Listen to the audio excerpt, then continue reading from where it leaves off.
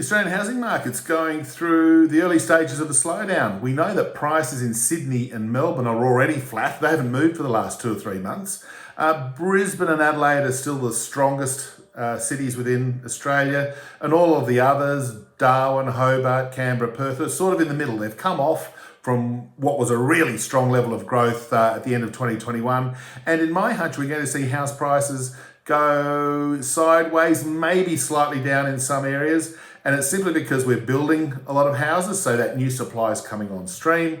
Demand is still weak, and even though we've got the reopening of the international borders, immigration will take a long while before it gets back to those high levels that we saw pre-COVID. So on supply and demand, we've got the housing sector weakening. A really interesting issue for housing. People are sort of starting to panic. Oh, rate hikes are going to cause the housing sector to crash. I've got a little question for you. Guess what's happened the last 3 interest rate hiking cycles in Australia? What's happened to house prices? They've gone up. And the reason for that is actually really quite simple. Interest rates aren't the dominant issue in house prices. They never have been, never will be. They're important, but they're not the dominant issue. More important is the state of the labour market. In Australia, we're about to get an unemployment rate towards 3.5%, something that we haven't seen since 1974.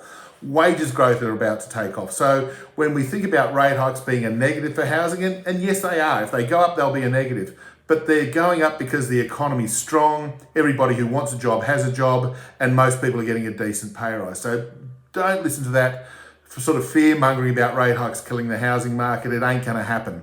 Look, housing, a dominant issue for the Australian economy, a dominant issue for most of us individuals. We love talking about house prices, and I'd love to talk to you about the housing cycle and how it's going to be impacting on the economy, on your business, and on your investments. Look forward to talking to you about housing. Who doesn't love it?